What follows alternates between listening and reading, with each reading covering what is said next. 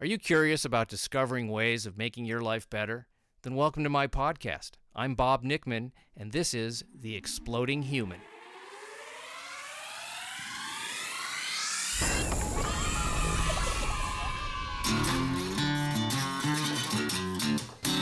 Listen in while I talk with all kinds of people in the fields of personal growth, health and healing, alternative therapies, psychology, spirituality, environment, and the future. I'm looking for those answers that make life better for everyone. You'll meet cutting-edge practitioners, doctors, artists, filmmakers, business people, and those who have overcome challenges. The brave, the curious, anyone who is out there helping us humans to explore, expand, and explode. Thanks for listening to the podcast. This is Bob Nickman, the Exploding Human podcast. And I got a great guest today, Dan Griffin, and he has a podcast himself called The Man Rules. And he really does a lot of work with the roles of gender in our society and how we've learned as children how to be in the world as men and as women, and where that works and where it doesn't. He also has a book out called A Man's Way Through Relationships, Learning to Love and Be Loved.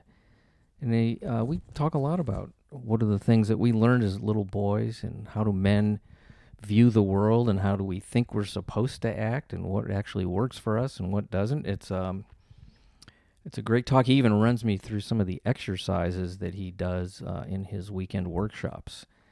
The best way I could put that was that experience for me was a little bit vulnerable. So if you like to hear a couple of guys being vulnerable, we're not like crying or anything, but we are talking about some stuff that a lot of guys don't want to talk about. So check it out. This is Dan Griffin. Thank you.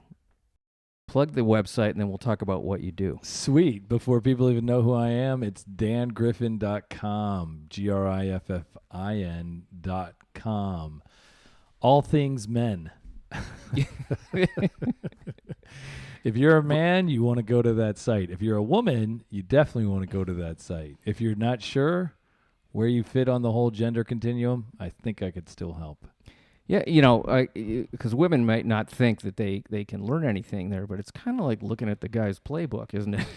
It's quite a bit. I mean, yeah. I love what I do. It's really about the inside man. And so I share a lot, I think, from a perspective where a lot of women are like, I had no idea.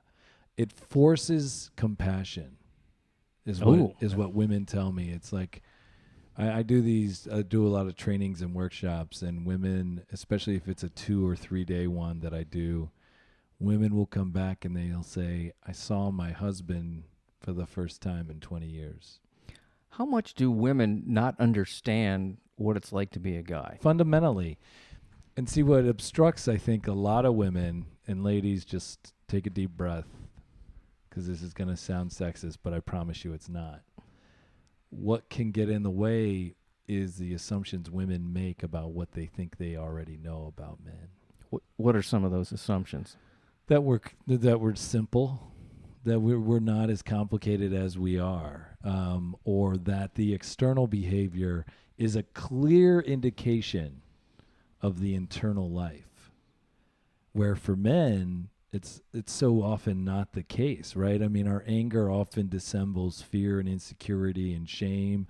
Our arrogance often dissembles insecurity. Our aloofness or disconnection often dissembles fear and a wanting to connect but not knowing how. Our professionalism or career obsession can dissemble a sense of shame and not being good enough. And yet these man rules that I talk about all the time, these ideas that we learn as boys about how to be men and all of that, they teach us not to share that stuff. They teach us, like, if men are a house, it's the outside of the house we put all our energy into, not the inside. And yet a house crumbles from inner decay. The inside. Termites.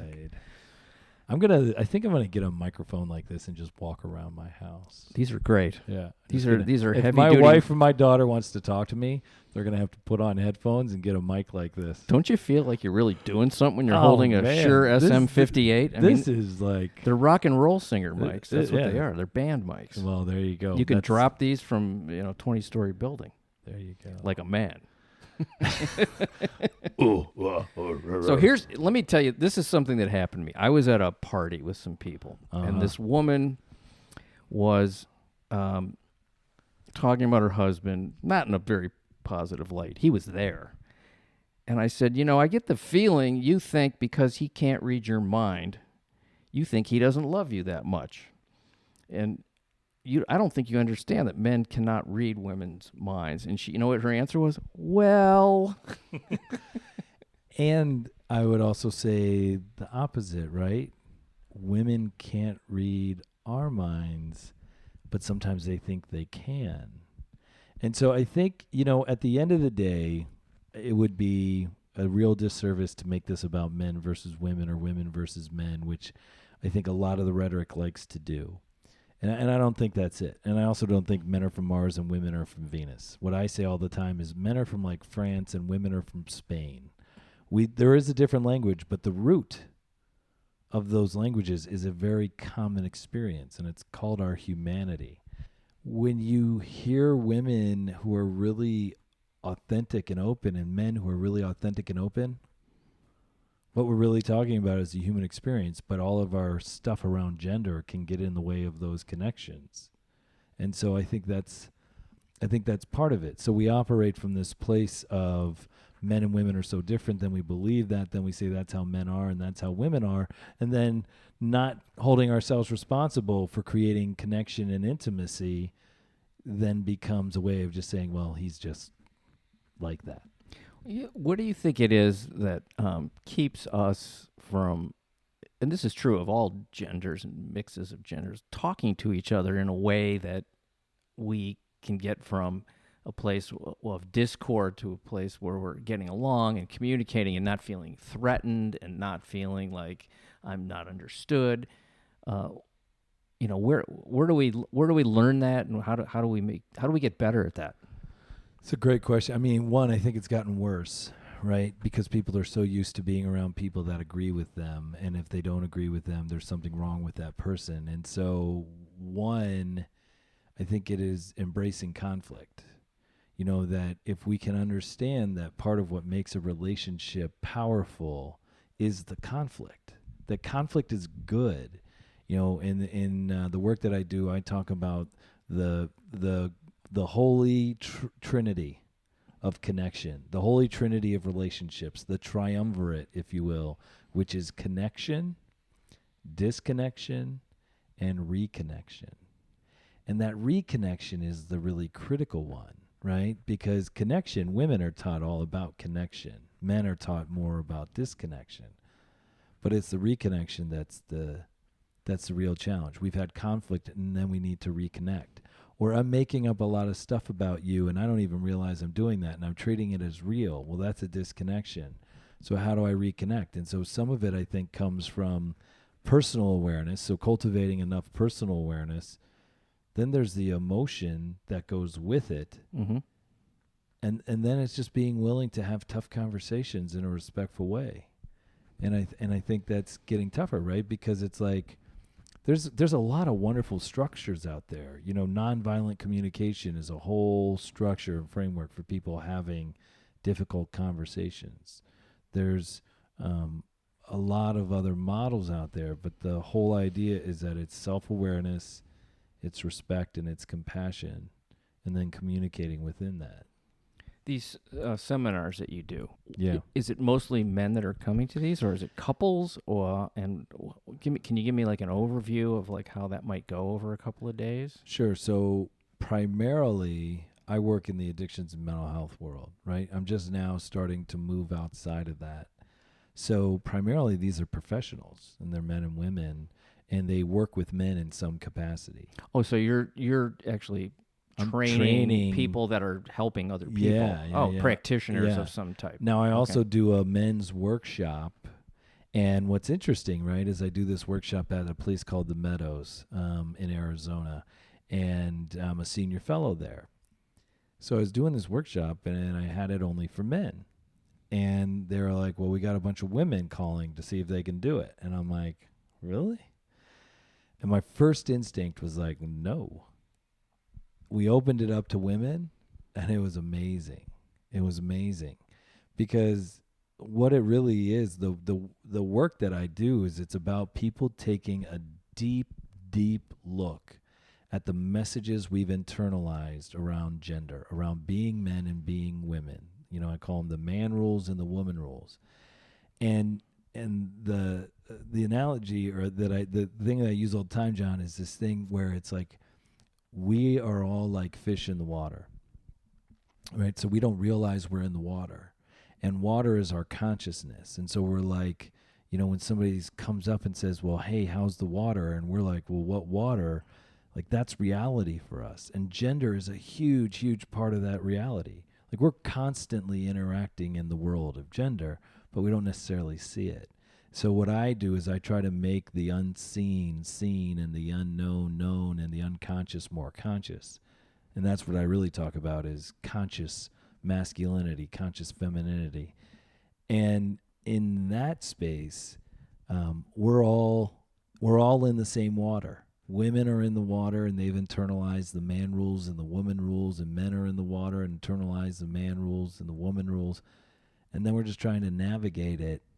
And so what I found is the greater the consciousness, the greater I can say, oh, okay, so I'm feeling insecure around these other guys because I always feel like guys are competition. So I need to pay attention to that, or I'm the type that's going to withdraw, or I'm going to try to dominate because I'm feeling that insecurity.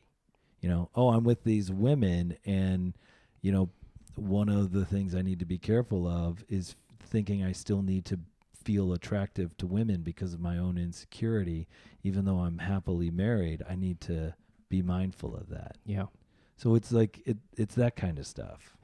You know, what's interesting, I talk about this sometimes, especially when I used to do stand-up, how I don't follow sports and I don't know anything about cars. Yep. And man, is that a liability? Much of a man, are no, you? Apparently not. I mean, a lot of times I'll see guys and they'll be talking about teams and players and scores, and I don't know what they're talking about. And I'm just, I kind of smile and I figure out a way to move away. Yeah. I don't feel bad about myself at all. I'm just not interested in it for whatever reason. And but it is, a liability in communication when you're with a bunch of guys and that's what they're talking about. And I know it's a way to connect that's safe because it's outside of who you're not going to go, hey, Bill, I feel real insecure today about myself. Yeah. Put on a few pounds and, it's like, how about that? How about those Houston Astros?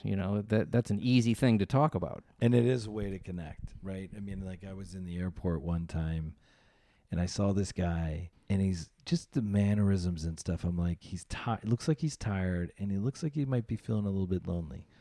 Guy sits next to him. They sit down. They immediately look up at the TV. Yeah, and they talk about the game. And now this guy who was feeling maybe lonely, disconnected, exhausted is connected. So there's something to it. I don't watch sports either. Yeah. Well, it's a start. It's a start. Right. Right? Now, what I can't remember if it's in the book that the last book I wrote or the book I'm working on now, and I'm working on several, which I hope we can talk about. But, I do this scenario where these guys are at a football game. And it's like, okay, it's halftime. All right, let's do our check-in. So okay, we're watching the game, but now we're going to do a more serious check-in, and we're going to say like, hey, this is what's going on in my marriage. This is what's going on in my personal life. This is where I'm struggling. Like, how cool would it be if we used that forum, which is a powerful forum for men, as also a way for men to learn how to connect more and in a riskier, more vulnerable way, because it is about safety. Yeah, I mean, I have a certain, group of male friends that I'm really honest and open with, and I can call them up and just say, I'm scared about this. I'm really worried about, this today. And they won't judge me, but it's the kind of thing that I wouldn't just say to hardly anybody that I didn't really trust. Right. And you've worked a while to get that connection with them. And you all probably, I'm guessing, come from some kind of cultural understanding that that's okay.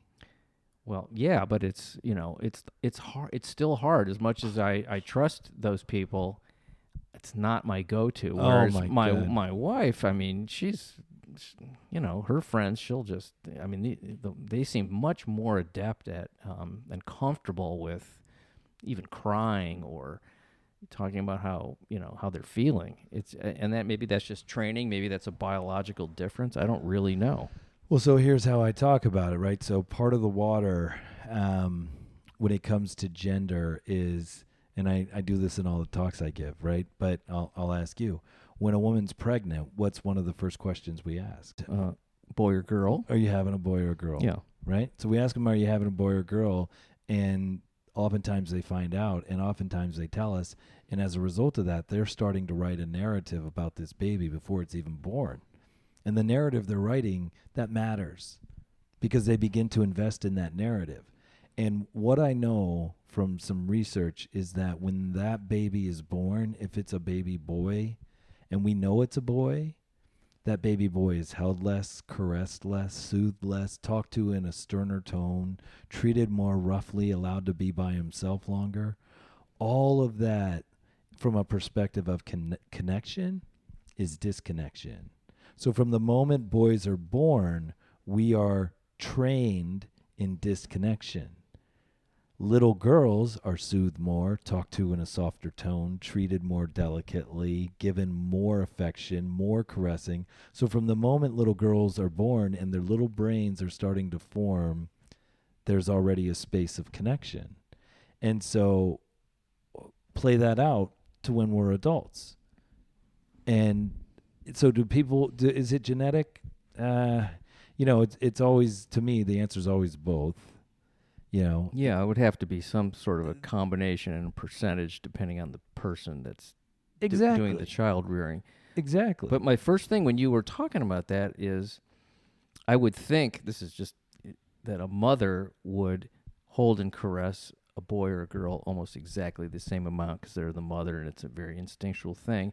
And I think a father would do that with a daughter, but I don't think a father would do it that much with a son. So here's the interesting thing is that we see that, at least in the research, it's less dependent upon gender as much as it's dependent upon what the individual thinks about gender, right?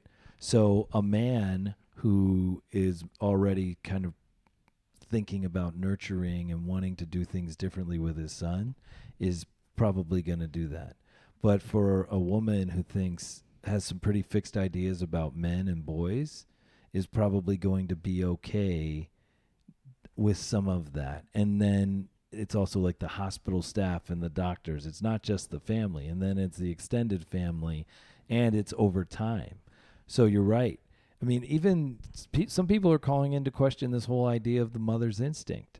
And of course, when women are carrying the baby, there's this attachment that grows and is created. And so that's very real.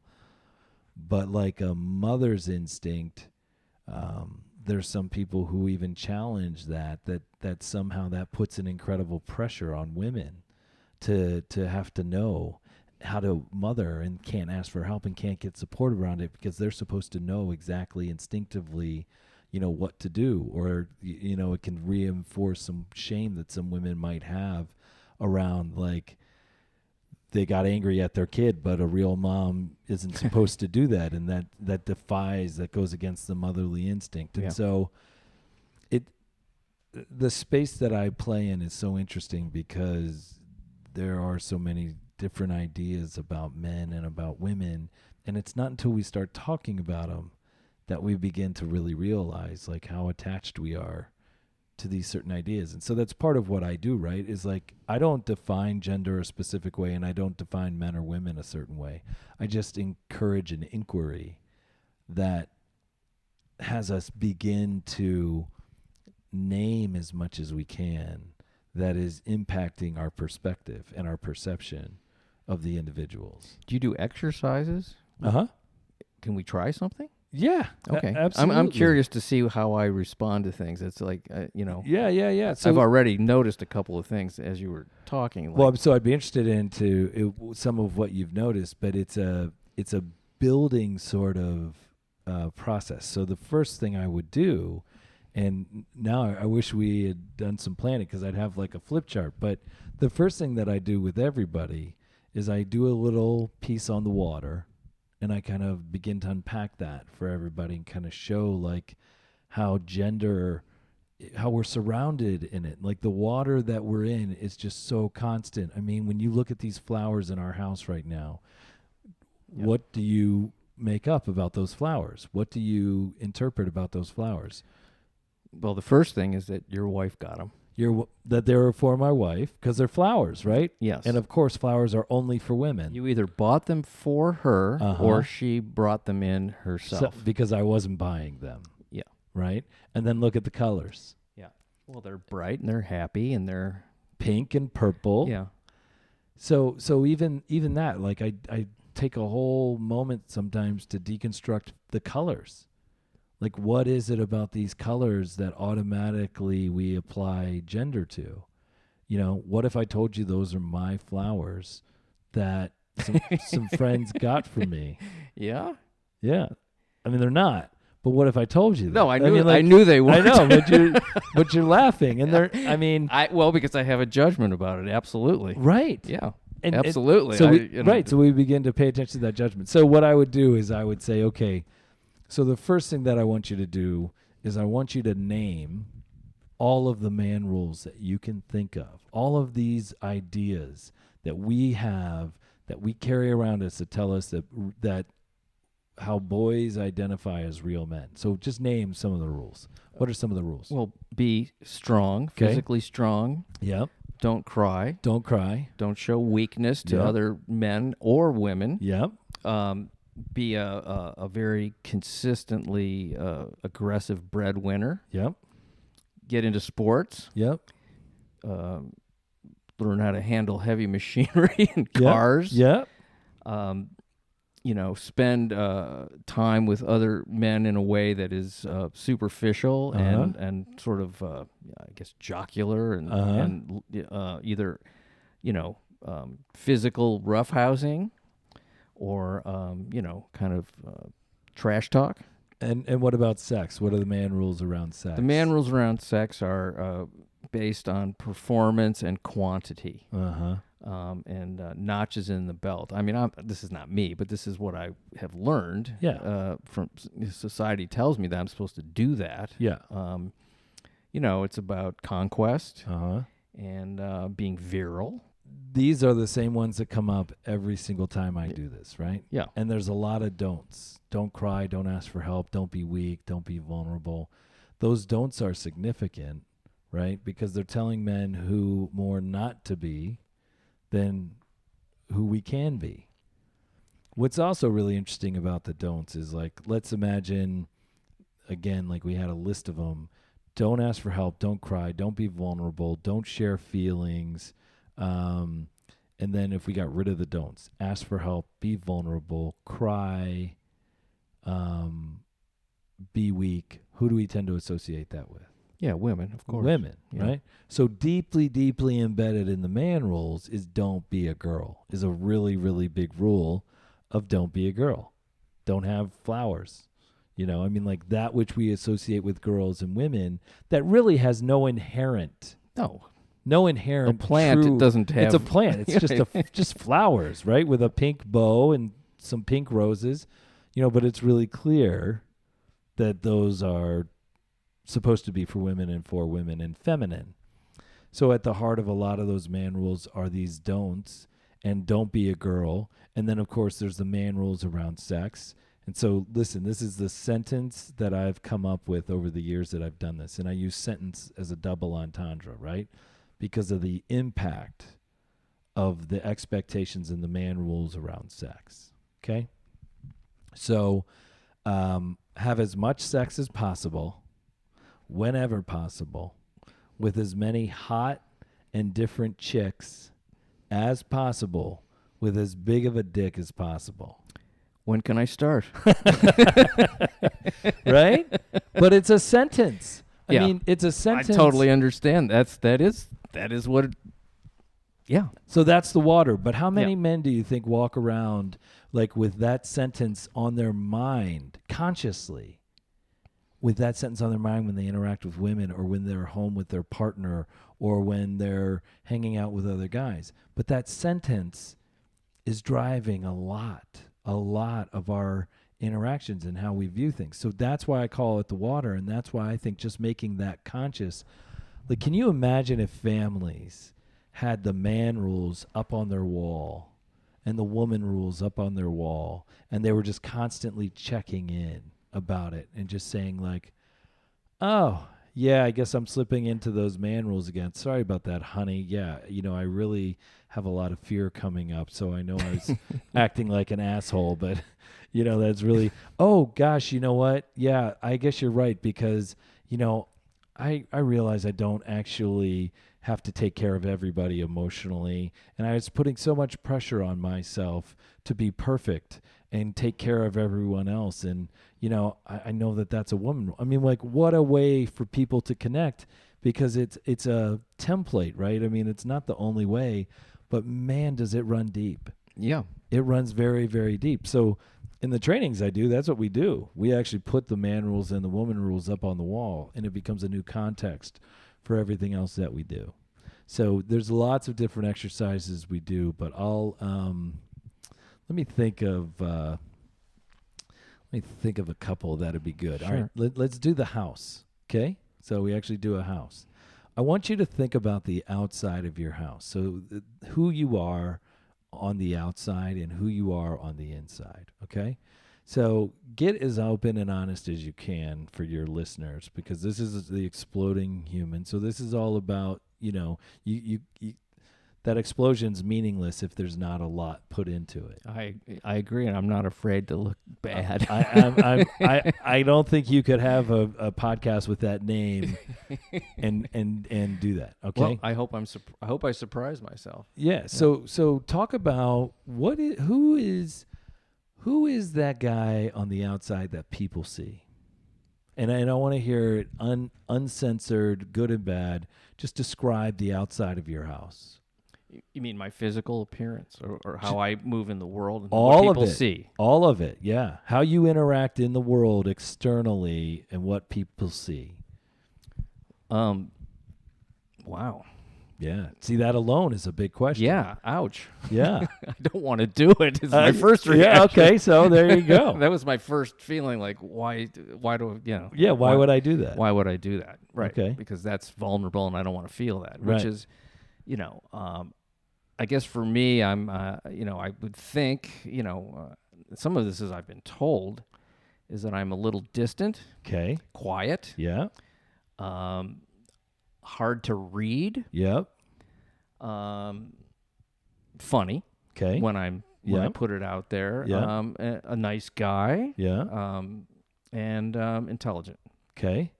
Now go a little bit harder. And what I mean by that is just kind of layer down a little bit and get a little bit more vulnerable in those descriptions. So I know that had its own vulnerability, but now be like, okay, dig deep.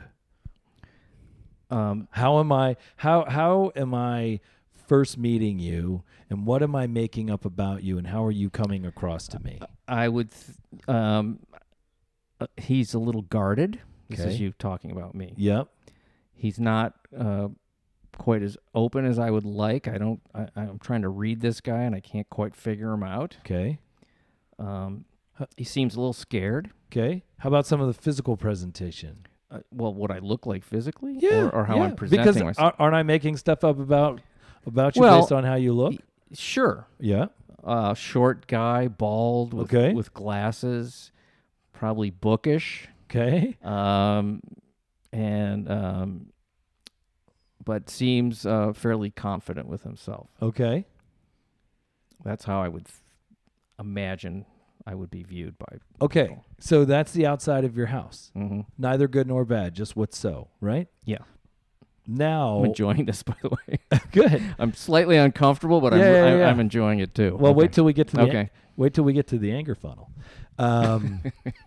So now every single person has an inside of the house as well.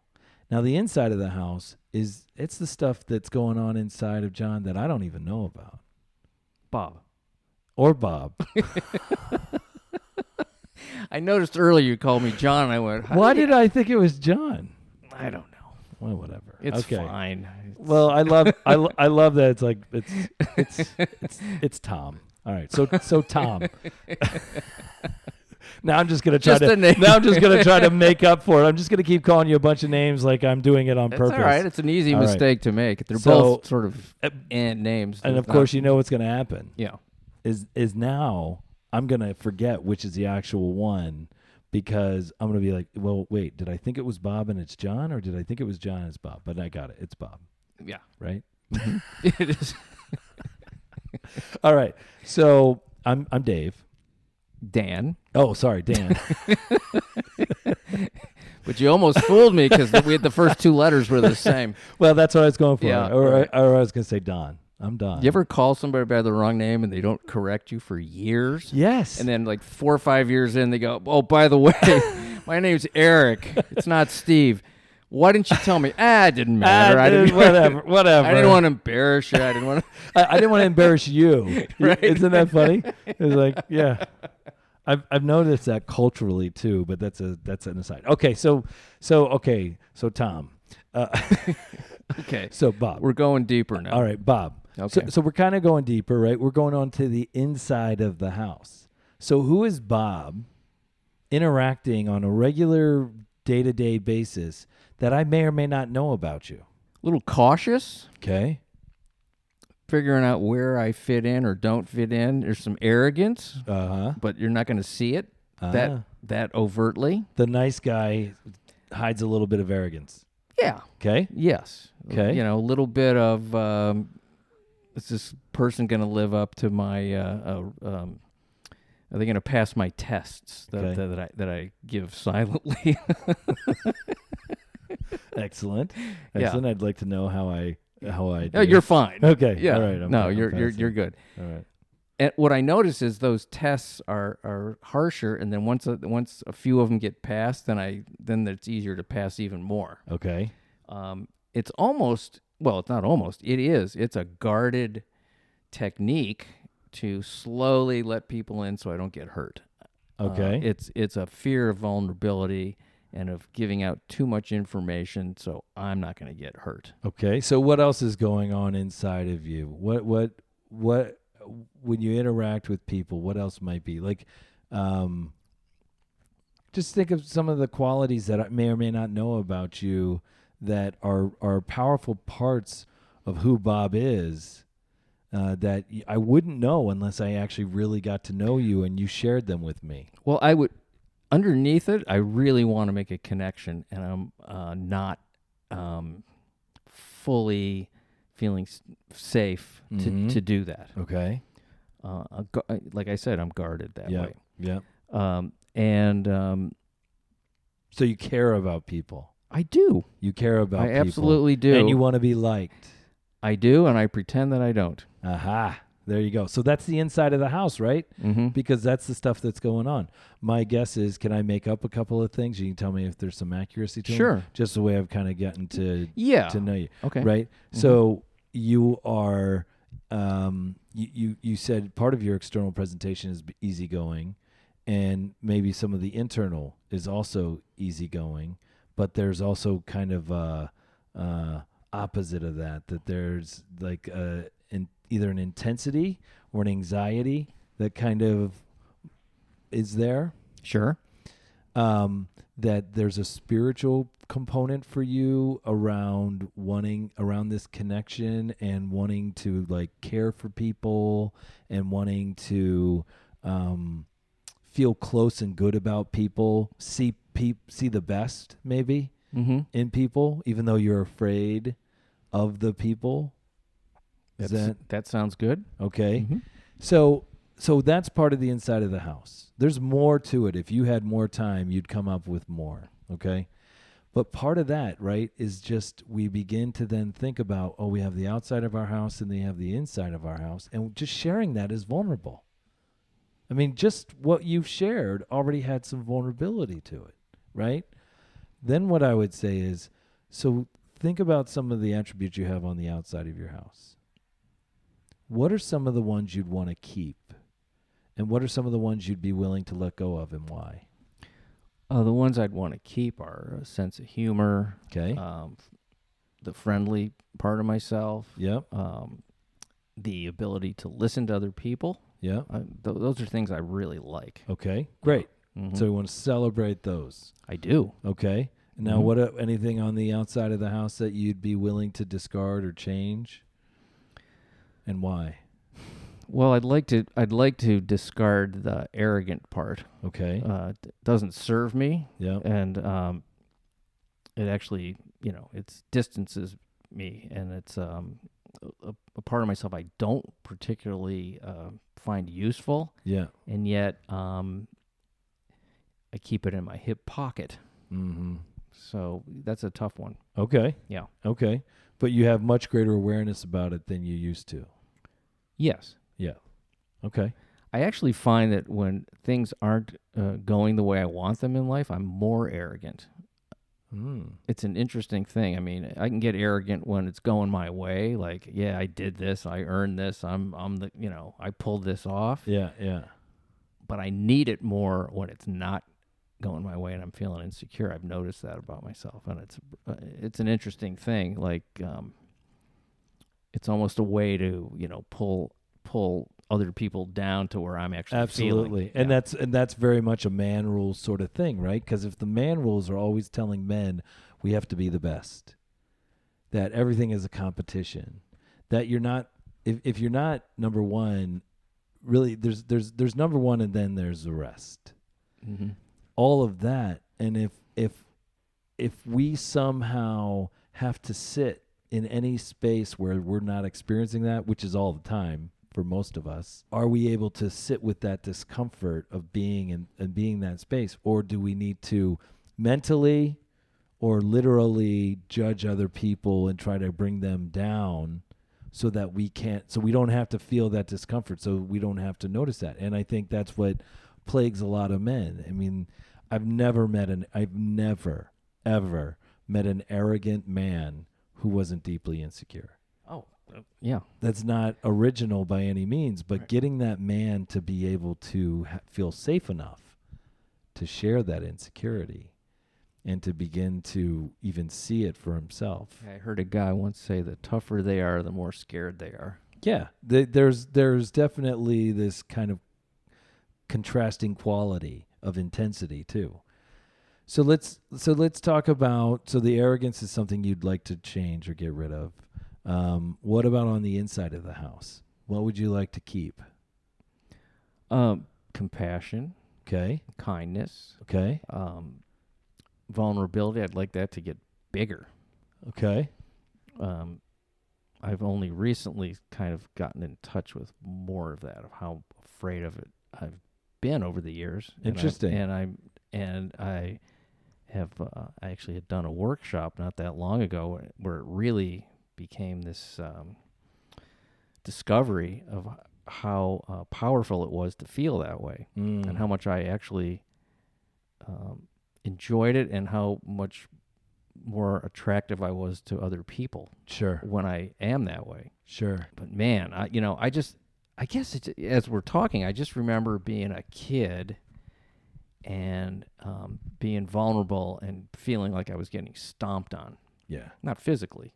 No, but and like I'm never gonna let this happen again. You know how you say that to yourself when you're a kid when something unpleasant happens? Absolutely. Yeah, it was kind of like that. And for some reason, maybe just a safety thing, I hung on to that for a long time. So you just said something really, really critical, and I talk about this every time I talk about the man rules. I always say, why do boys follow the rules? Why? Why do boys follow the man rules? What do we get from it? I would say, that's a really good question. No, and wait till we get to the answer, because it'll be even more. I would say it's it's easier to follow what's already there. So there's a reason why I call them the rules, right? Because what happens when you don't follow rules? You get in trouble. And what happens when you do follow rules? You win. You get the attaboys Right. and you win. Right. Okay, so there's that.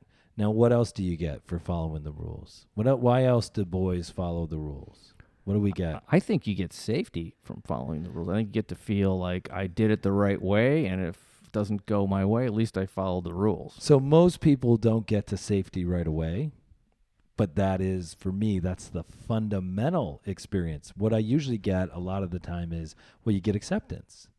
Mm-hmm. You get power. You get to be liked. You get to fit in. All of that is true. But underlying all of it, I really believe, is safety. Yeah. What happened, and go back to that situation you were just talking about, what happened when you decided, I'm not going to feel that vulnerable again? Well, Did you feel safer? Yeah, a little bit. Right? Yeah. You don't necessarily feel better because we shut down a part of us, but we're safer. We're less at risk for being made fun of or harmed in some way. Yeah, I mean, it's I guess the best word is armor. Right. Yeah. Well, what do we say about men all the time? So what I try to get women especially, but women and men to see, is that when men show up in the man roles in a fairly extreme way, all he's really saying to you is, I don't feel safe. All he's really saying to you is, this gave me safety at a critical point in my life, and so this is what I'm going to do. Whether I can break out of it or whether I can see something different is, and so for, it's a bit of a double bind, because for a man to acknowledge that he doesn't feel safe means first having to admit against something that's manly. Like real men know how to be safe and take care of their safety and don't worry about feeling unsafe. So you have to first kind of get past that to be able to be like, oh, wow, I don't feel safe, and that's what's happening with me. And so the safety, I think, is a critical experience for men around when we have permission to take off the armor, how much of the armor to take off, because that could be an issue of safety. You were talking about it earlier. You said, well, I'm not going to just go up to any group and open up. I've got my guys and I've built safety with them and I feel safe with them, but I'm not going to just go up to anybody and just start opening up. But I can guarantee you there's stuff that you share with almost anybody that you used to never even share, let alone share with a smaller group of people, but now you feel comfortable and it might come up in conversation at a party. Yeah. Because you've created your own internal safety as much as you also look for safety in a group or want to have a sense that safety comes from the outside. Well, it's amazing when you are sort of the first person to sort of break that wall and start in on it. Then you start to see, at least I have, other people start to go, oh, now it's safe for me to You're talk leading. about. Yeah. You're creating safety by taking your own risk, right? That's the beauty of vulnerability. That's like Brene Brown's work and her research has kind of shown that, and the power of vulnerability, right? I mean, it's not just Brene Brown. I mean, lots of people have been looking at this for decades, but her research has really quantified it. Let me just say here on the way. podcast, if anybody has not seen her TED Talks, Brene Brown, they're great. They're great, and you have to watch them in order. You have to watch them in order. You have to first watch TEDx. I think it's Houston, and it's her TEDx talk. Then you watch her TED Talk, because they go together. Because her second talk talks about the impact that the first talk yeah. on her, and kind of I guess I watched them in the right order because they did follow. So I think that matters because it's all about the vulnerability of talking about vulnerability and how vulnerable she felt after that. You know what I mean? So it's like this whole vulnerability overload. So like that piece is the house. And then what we do is we just have people break into small groups, and you'd be amazed. Because here's what we do. I operate, and a colleague of mine named this, and I think it's really so great. We just do a surface to depth thing. So if you were with me for 3 days, we'd start with the man rules. We'd do the house exercise because I just want people to slowly dip their toes into the vulnerability. But if you were with me for those 3 days, by the night of the second day, we're going to be doing something called the fear circle. And you write down 5 fears that you would share with anyone, 5 fears that you would only share with your kind of the people at the retreat or like a close group of people, 5 fears that you would only share with your inner circle, and 5 fears that you would never share. And I have everybody write those down. And then what we do is we sit in a circle, often if we can, around a fire. We sit in a circle, and you just read a fear off your list. You're not saying what list it's coming from. You just read a fear off your page, and you go around, and people just keep sharing and sharing. And when you don't want to share anymore, you say pass. And when the whole circle has passed, it's done. Mm-hmm. There's no crosstalk. There's no nothing. But inevitably, at the end, when we all kind of come back together and we begin to talk about it, and I say, how many of you shared something off of your list that you would never share? And how many? Everybody? And how everybody raises their hands. And then I say, how many of you shared all of them? And then a lot of hands go up. Not always all the hands, but it's just that idea of like, you shared a fear that how did Bob share that? How did Bob share that? That's on my never share list, and he shared that. So then I'm going to share mine. And you have no idea where somebody's reading from. So the fear that somebody shares could just be, you think could be like kind of like, what? You have a fear of abandonment, you know? Okay, mm-hmm. Well, who doesn't? But for that person, sharing that is really significant.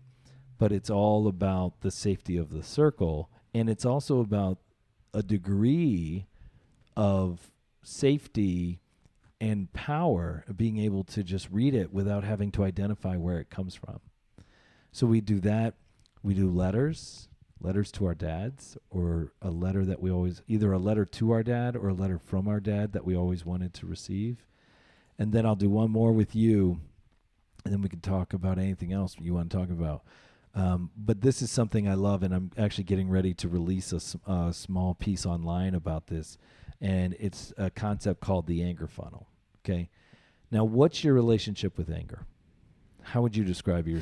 Well, it's changed over the years. Okay, so what is it? What is it now, and what did it used to be? Well, let's go with what it used to be. Okay.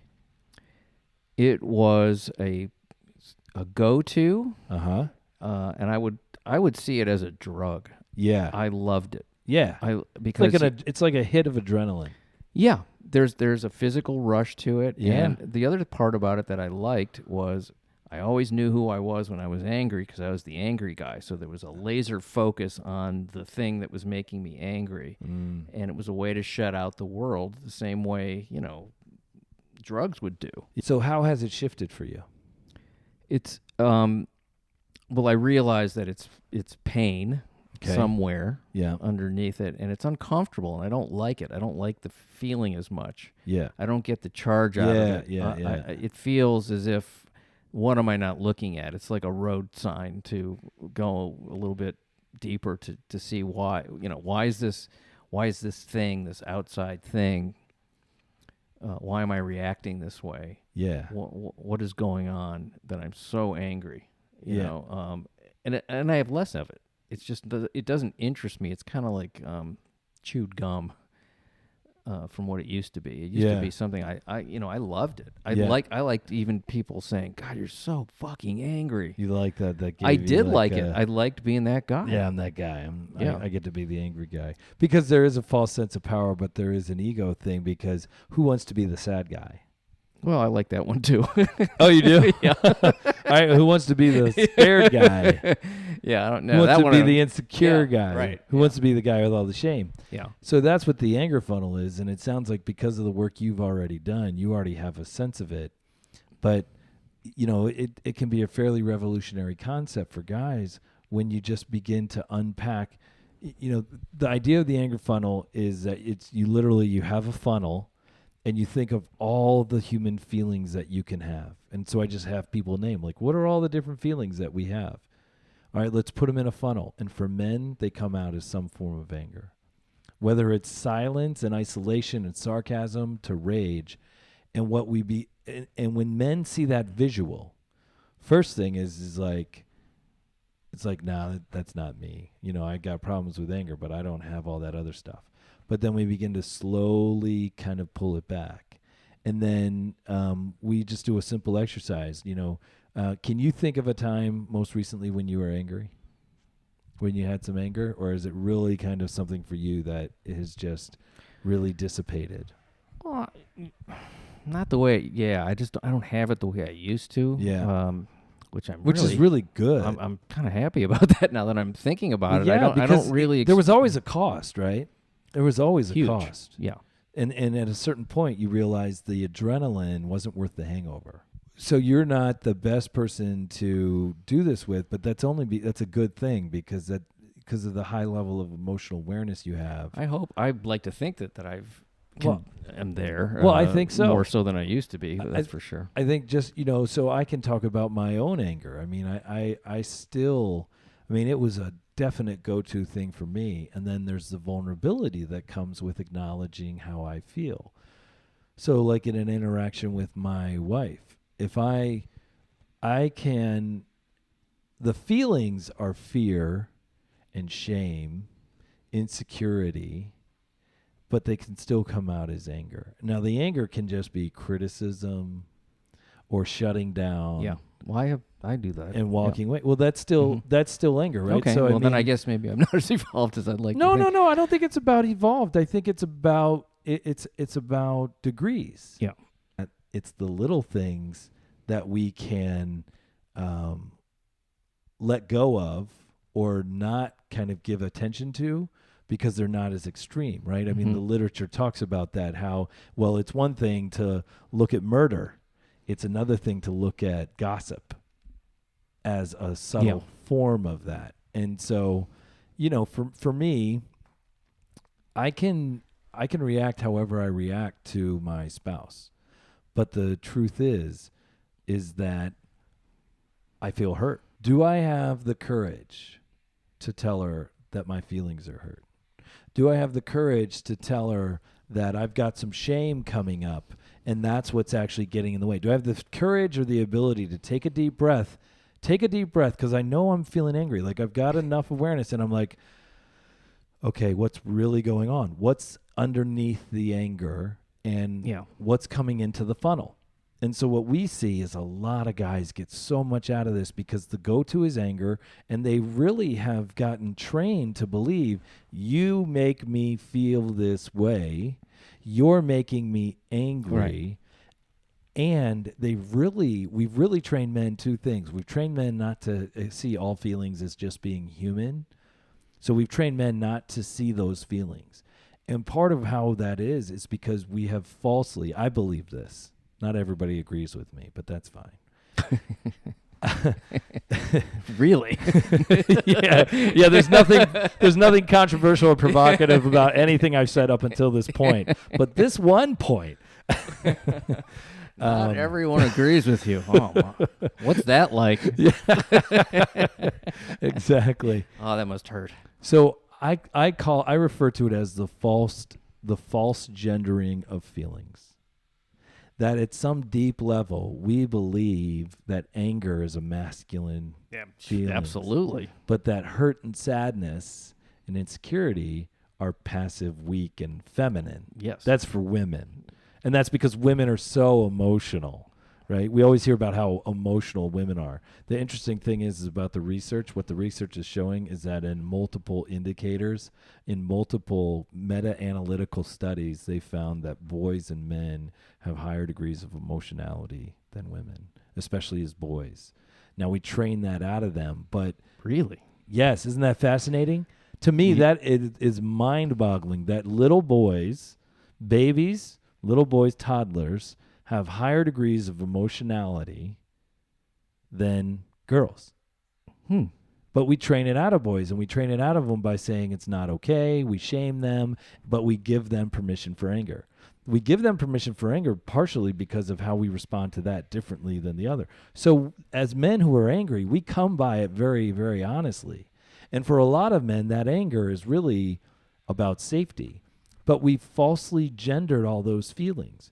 When you're a little boy or a little baby boy and he's like crying and feeling afraid, we don't like, oh my God, he's in touch with his feminine side. No, he's just being a baby. He's just being a little human being, right? Yeah. But somewhere along the line, we decided that being an authentic human being has to have a gendered component to it. And so as a result of that, because the don't be a girl is so deep inside of the water of our consciousness, it's really, really hard for a man, even though it's factual. Like it's factual. I am experiencing fear. I am experiencing shame. I am experiencing insecurity. That's factual. But the idea that I would share it with you, or the idea that I would share it with my partner, is so much different than me being an asshole. So much more difficult. Asshole is the easy one. And it doesn't really work.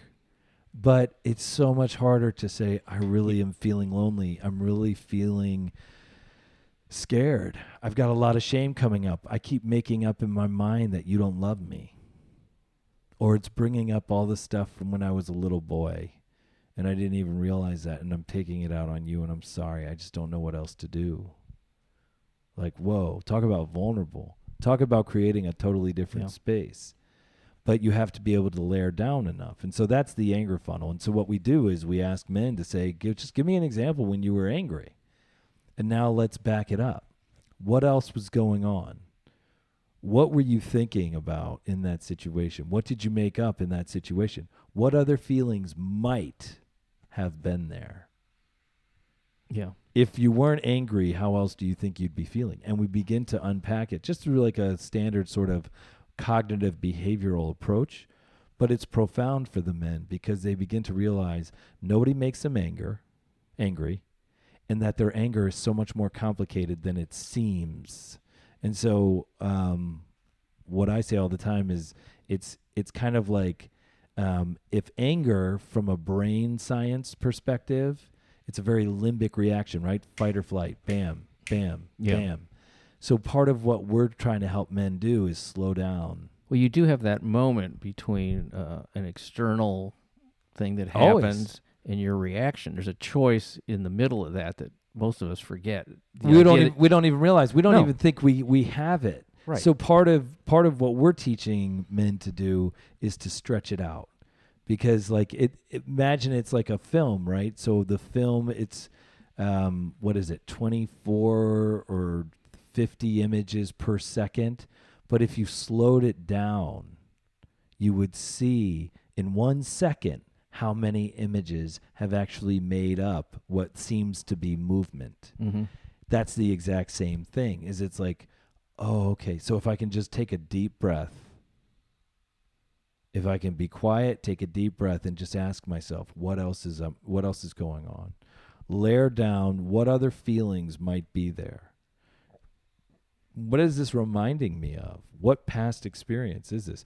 Who is my partner playing the part of?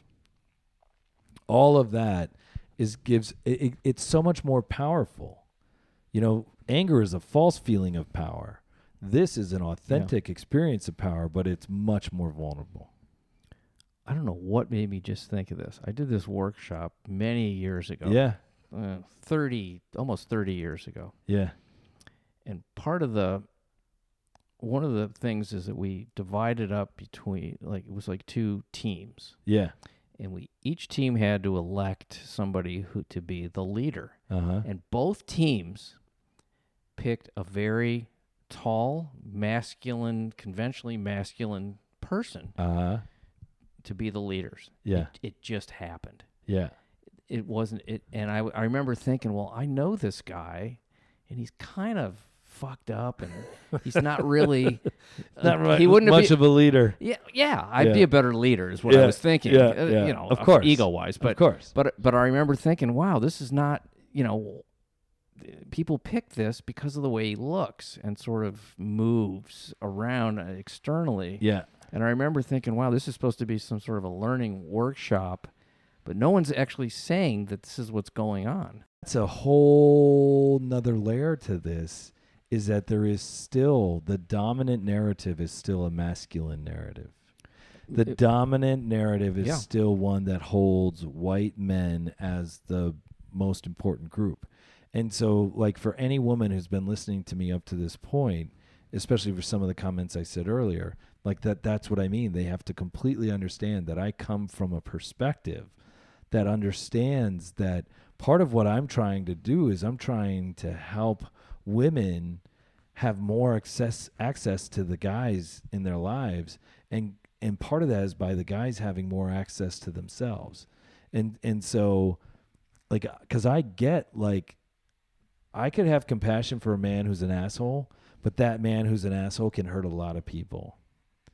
And so the fact that he's hurting a lot of people is really, really important, and it's as important, if not more important, than the fact that the reason he's acting like an asshole is because he's got his own trauma, his own shame, and his own, stuff underneath that.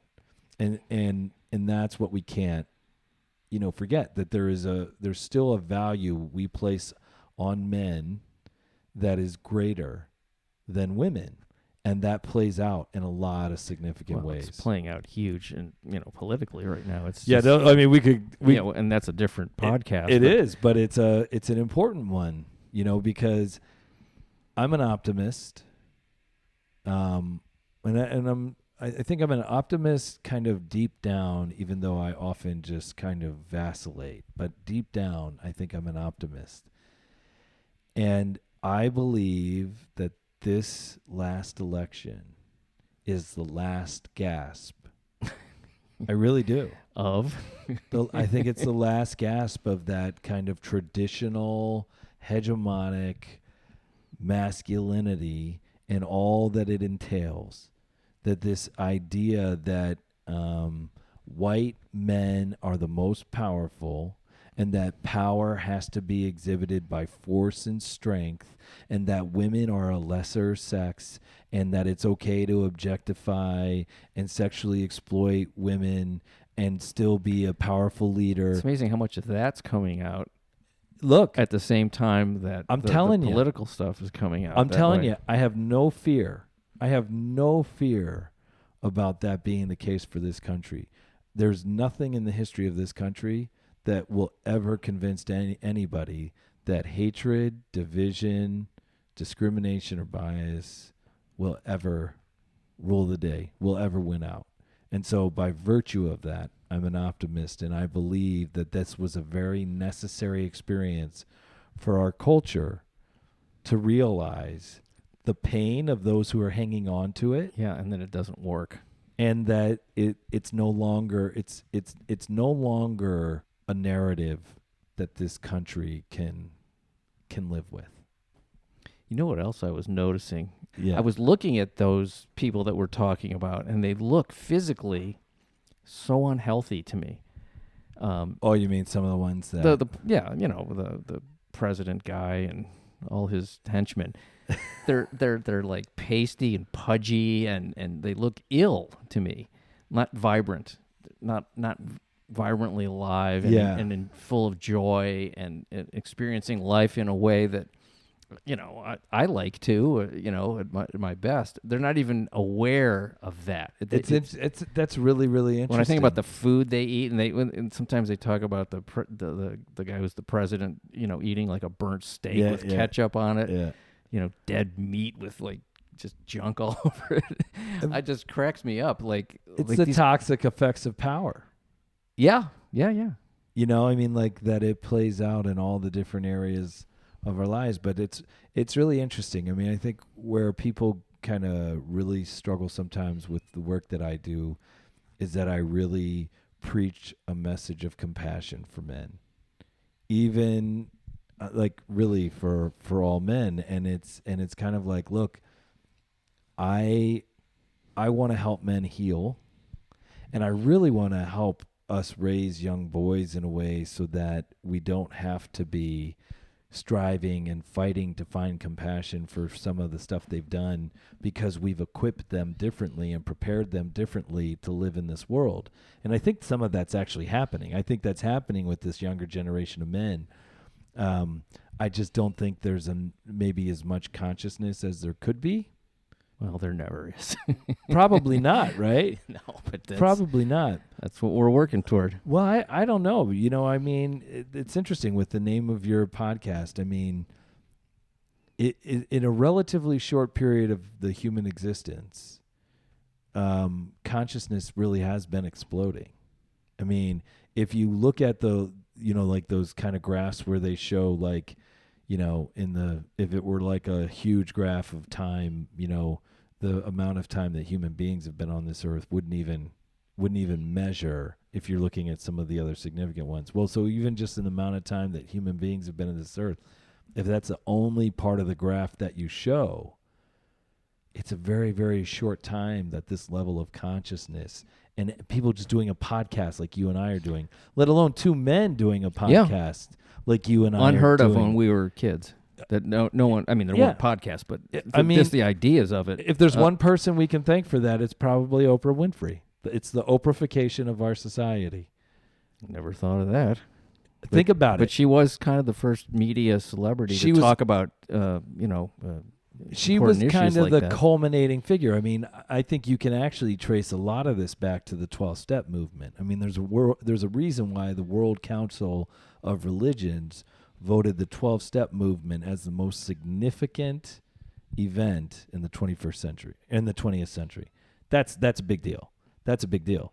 So all those little seeds get planted, but they reached a kind of significant germination with Oprah in a way that our culture and the world had not experienced. Well, hopefully those ideas are actually accelerating. And I think they are. It feels like it to me, but maybe that's just because I'm interested in that. But who knows? No, I think they are. But I think what's happening is that as a result of that, it's kind of it's going all over the place. And I think there's opportunity for there to be more intention and more consciousness around it. And I think it's podcasts like yours and ideally even mine, the Man Rolls podcast, where we're trying to kind of accelerate some of that and I think also harness it. Yeah, well, let's, that really is a great goal, to elevate humanity. There you go. To the next level. Is a good time to stop, right? We both have to go. There you go. It's a great time. And I think if we were to cap it off with anything, the goal can be to elevate humanity, but it can only happen as we elevate ourselves and each other. Right? Very nice. That's the goal. If my focus is on everybody else, I lose the most important opportunity, which is to find my own journey, my own path. Very good. I was just watching you. All right, well, smile at the end of that. That's what I enjoy. You can't see that on a podcast, but trust me, he's got a wonderful smile. Well, thank you very much. Thanks. Dan Griffin. Who are you talking to, Dan? I am talking to John. No. No, I know. I'm kidding. I know kidding. You are. I know. Bob Hickman. Nickman. Oh, you got the last name wrong, too. This is fantastic. That's fantastic. I love that. See, but look at that. That's how you respond. Yeah. How many people would respond from a place of like that meant something, like that meant something about how I feel about you or care about you, right? That I'm just clearly confused about names. That was Dan Griffin. And want to thank you for listening to this episode of the podcast. Please come back. I got a bunch of other people, a wide variety. I don't know what order I'm putting them up, so we'll keep it as a surprise. But I really, really appreciate those of you who've been listening, and I hope you enjoy it. Thanks for coming, and I hope you come back. Thanks.